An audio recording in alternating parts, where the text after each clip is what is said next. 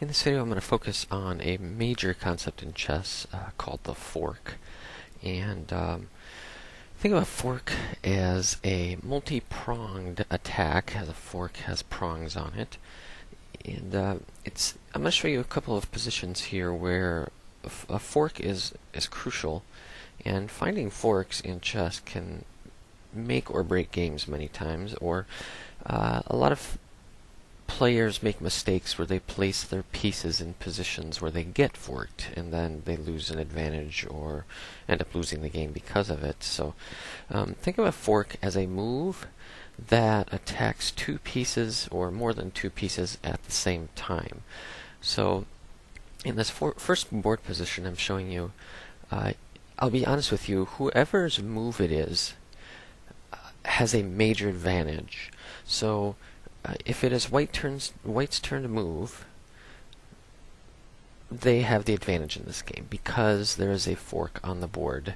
A fork is where you're attacking two pieces at one time or three pieces at one time, and the bishop is the piece for the white pieces that has this I'd say advantage or possible move, and it would be by playing bishop to f5. It's important to note why bishop to f5 is such a strong move for white, as if the bishop lands on that square, keep in mind who it would be attacking. It would be attacking the rook on g4, and it would also be attacking the king. So when the bishop moves to f5, it not only checks the king, but it attacks the rook. Now the beauty of that move, and I'll go ahead and move the bishop there. The beauty of that move is that the black pieces really have to deal with this check right here. They have to stop the check somehow. That's just what they have to do in chess. So they've got to move out of check, they have to block a check, they've got to take the piece that's checking them. But as the way they look at all of this, there's no way to take the white bishop, and there's no way to place a piece onto one of these squares so that they can block it. And so their only option here is to move the king. They're just going to have to move out of check. Now to move out of check, they have three options really that are legal. So I'm just going to move it over here. But realize what happens once the king moves is that this bishop is free to take that rook. And that's definitely what they would like to do. They'd like to take that rook, and they would like to gain a significant advantage in this game. White should definitely win this game at this point, as their goal is to checkmate the king or clear the black pawns out, get one of their pawns to get to the other board for promotion. But this should be a one game for white. Now, if I go back and look at the original position that we started with, it would be important to note that if it was black's turn to move here, then black actually would be the one that would be winning this game. So I'll turn this game into a black move game here. Now black has a fork on the board, and let's just say it was black's turn to move. That forking move is actually with their rook, and so it does involve the king again. So if black moves rook check, rook to g1 check, it's important to note when the rook gets to that square, it's very important to note that it is attacking the knight. It's also attacking the king. And so black now is going to gain an advantage in this game, as it's going to check the king. And after it checks the king, white's going to have to deal with that check. And how they're going to deal with it is going to determine what happens here. Now, white could make a major mistake in this process, so I'd like to play this out a little bit. So if black plays rook g1 check, now again, like I had said, the rook is attacking the king. That has got to be dealt with. White has got to deal with that right there. And there's really, from what I can see, there's only two ways that white can handle that check right there. Way one would be to move the bishop here to block it. And way 2 would be to move the king out of the check onto the a2 square. Regardless of how white handles that check, it's important for us to note that that rook's attacking that knight there. So, looking at that position, guess what's going to happen after white moves? After white moves, now I'm going to play out these two moves here because I think it's important to note what's going on. Let's say the white pieces decides to block the check with the bishop. Now, it's important to note here for black that white's actually made a really big mistake here. You might think, oh, okay, let's just take the rook now. Well, please know that that's actually not the best move, because what white has done is they've actually created a second forking position, a forking position where black's going to gain an even bigger advantage. The right move here would be to take that bishop, check, and to tell you the truth, once they take that bishop check, guess what? There's another fork that just happened. Now we're attacking that knight and the king at the same time, and now white's got to make a decision. They're going to have to move their king out of check, either to this square or to this square. And guess what? After that king moves, that knight's going to take that, or I'm sorry, that rook is going to take that knight sitting over there. So let's just say the king plays to c2, the knight's going to take, or the rook's going to take the knight. And black is definitely should win this game. They have the major advantage there with the rook and 2 pawns versus 2 pawns. So it's kind of interesting how that fork changes the game entirely. Now I'm going to go back a few moves where I moved that bishop. So rook check and the bishop block for white. This bishop block here is not the right move. That creates significant disadvantages because white loses both bishop and knight. So the best move for white would be to play this king over out of the check. Now, that is the best option for white, and if that is the case, the black rook's not going to be able to capture the bishop, but the black rook is going to capture this knight here. And so they'll capture the knight. They've gained that knight.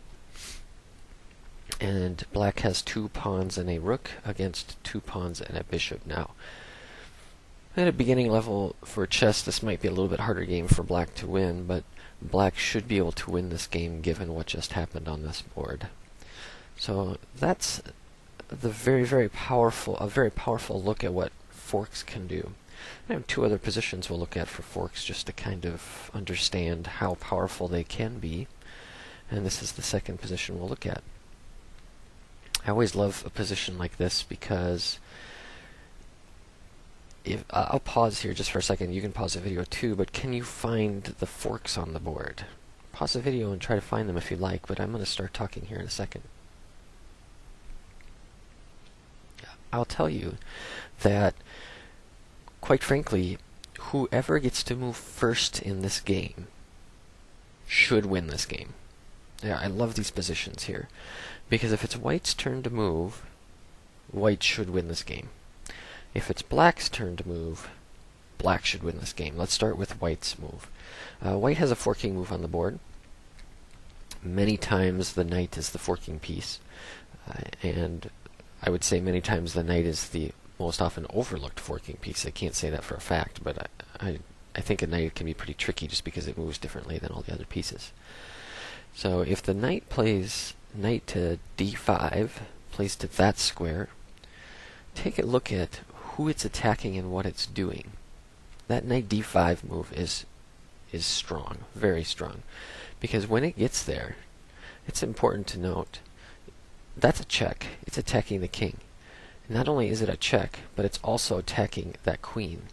So when that knight moves to that square, it's a check and it attacks the queen. It attacks the king and the queen at the same time. So as we saw in the first position, this is crucial because black's going to have to deal with the check, and guess what's going to happen after they deal with the check? They're going to lose their queen. So as the knight plays check, now the black pieces have to deal with this. They've got to move the king. Now the king, as we know, has these 9 options here. It can move 1 square. Now it's also important to see that it actually cannot move to one of these squares. Alright, it actually cannot move to this square. It cannot move to the e7 square because the knight is guarding that square. So the king's going to have to choose one of the other squares as an option. The king will move, and wherever it moves, the knight's going to take the queen. Now notice where I moved the king this time. Well, the knight's going to take that queen, and hey, take a wild guess what's going to happen. It just got checked again. So sometimes you want to be a little bit careful where you move that king to, because you don't really want to put it in a square where you get checked again. Especially if I were to have a rook sitting on this e8 square here. If I had a rook sitting there as black, not only do I lose my queen, but they're going to be checking that rook again. And so I don't want to put myself in a position where I'm going to keep getting forked over and over and over again, because I'm just going to keep losing pieces. So it's important to note where you move your king sometimes can be very, very important. So the knight takes queen check. The king will play somewhere to try to maybe attack or move or whatever. And so that's important to note. Now I'm going to go back some positions here. Actually, I'm going to go all the way back to the beginning and note that let's change this game now where black gets to move first.